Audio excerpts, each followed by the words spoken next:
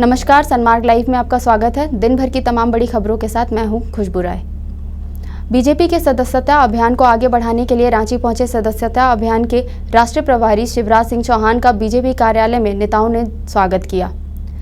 Media को संबोधित करते हुए शिवराज सिंह चौहान ने क्या कहा, आप भी सुनिए। ये स्पष्ट है,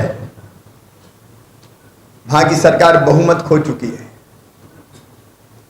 अब वो बहुमत में नहीं है और इसलिए कैसे समय निकाला जाए, टाला जाए, इसकी कोशिश हो रही है। तत्काल वहां फैसला होना चाहिए।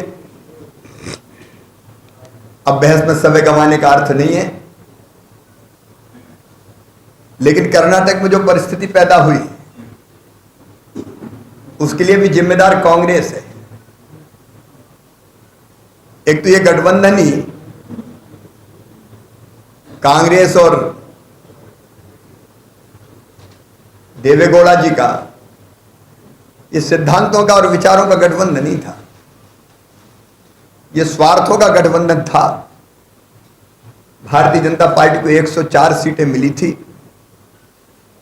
लेकिन भाजपा सरकार में ना आए, इसलिए एक अपवित्र गठबंधन, नापाक गठबंधन हुआ था। लेकिन उस गठबंधन के प्रारंभ से ही सिद्धरमैया किसी भी कीमत पर पूर्व मुख्यमंत्री नहीं चाहते थे कि कुमार स्वामी मुख्यमंत्री रहे। मैंने नहीं कहा, कई बार कुमार स्वामी रोए और रो रो के कहा कि मैं तो मजबूर हूं, मुझे सरकार नहीं चलाने दे रहे। और बाद में जो सिद्धरमैया के निकट थे वो ही दूर गए। ये कांग्रेस का गेम प्लान है जो देवेगौड़ा समझ नहीं पाए। अस्वाभाविक गठबंधन, कहीं की ईंट कहीं का रोड़ा, भानुमति ने कुनबा जोड़ा, उसमें से निकले थे देवेगौड़ा और उनको संकट में डालने वाली खुद कांग्रेस है।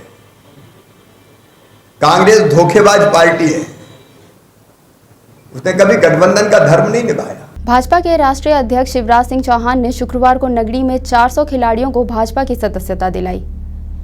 भाजपा के राष्ट्रीय कार्यकारी अध्यक्ष जेपी नड्डा के बाद राष्ट्रीय सदस्यता प्रभारी शिवराज सिंह चौहान शुक्रवार को सदस्यता अभियान में भाग लेने रांची पहुंचे। 1 महीने के भीतर यह उनका दूसरा दौरा है। इसके पहले वह 24 जून को रांची आए थे। यहां वे सदस्यता अभियान की समीक्षा करेंगे।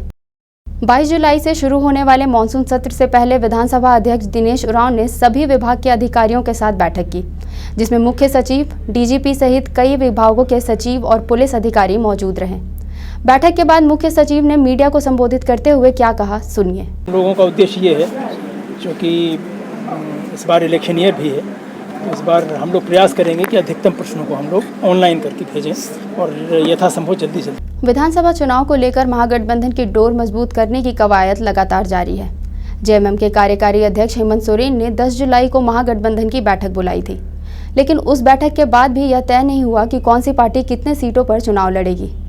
वहीं दूसरी ओर कई पार्टियां ऐसे भी हैं जो अब विधानसभा चुनाव के जरिए अपने खोते जनाधार को बचाने की जुगत में हैं, तो कुछ पार्टियां ऐसी हैं जो बगावत के बाद जन्मी हैं, जिनमें गौतम सागर राणा की पार्टी राजद लोकतांत्रिक भी शामिल है। बहुत पुरानी कहावत है कि डूबते को तिनके का सहारा भी काफी होता है। अभी ऐसा ही कुछ हमें आने वाले विधानसभा चुनाव में देखने को मिलेगा, जहां कई पार्टियां अपनी डूबती नैया को बचाने के लिए दूसरी पार्टियों का सहारा लेंगी। इसकी शुरुआत राजद लोकतांत्रिक ने कर दी है। राजद लोकतांत्रिक के प्रदेश अध्यक्ष गौतम सागर राणा ने हेमंत सोरेन के आवास पर पहुंचकर गठबंधन पर चर्चा की। आज ये लोग धन, बल और सरकारी तंत्र के माध्यम से जो रोड शो कर लें, लेकिन मौजूदा स्थिति जो लोगों में, नौजवानों में जो आक्रोश है, वो आप थोड़ी ग्रामीण क्षेत्रों में जाए, आम व्यक्ति से पूछिए, राजनीतिक दलों से मत पूछिए, हमसे ही मत पूछिए, आप पूछिए आम जनों से जो यहाँ एक मतदाता के रूप में, आम नागरिक के रूप में है, तो पता चलेगा कि किस तरीके से भयावह स्थिति इस 5 सालों में इस राज्य में बनी है। और जिस तरीके से रघुवर जी ने सिर्फ और सिर्फ अपने राजनीतिक लाभ और राजनीतिक एजेंडों पर काम किया है, इसका जवाब अब इनको राज्य की जनता देगी। जेएमएम ने पहले ही 41 सीट पर चुनाव लड़ने का प्रस्ताव रखकर महागठबंधन पर दबाव की राजनीति शुरू कर दी है। वहीं राजद और कांग्रेस के बाद राजद लोकतांत्रिक पार्टी भी महागठबंधन के प्लेटफॉर्म पर खड़े होकर अपना जनाधार जुटाने की कोशिश कर रहा है और ऐसे में कुछ सीटों की मांग कर सकता है। जाहिर सी बात है, गांव बसा नहीं, लुटेरे पहले आ गए हैं।